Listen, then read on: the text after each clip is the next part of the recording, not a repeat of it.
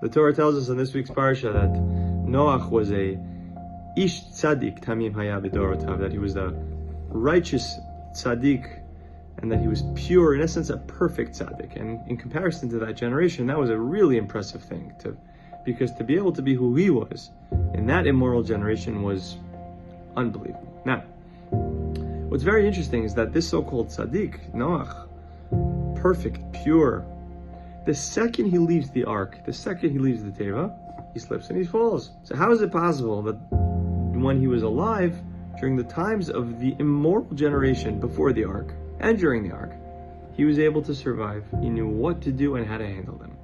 But yet, the second he leaves the teva, slips and falls right away.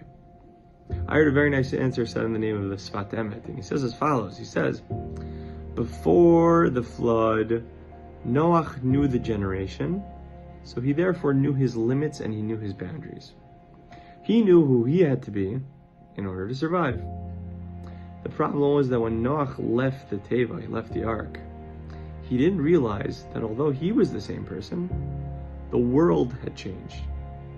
And when the world changed, that meant that his standards, for example, how much he could drink, how much wine he can have, how much X he can act like, how much Y he can do, how he can do this and that and this. When the world changes, the way you used to act means you have to change the way you're acting now. Because the same things that you used to use to cope with and survive in the previous world doesn't work anymore. The same could apply for a parent raising a child. They could think, hey, I saw X and Y and Z when I was younger and I want to avoid that, so I'm going to raise my child in a certain way.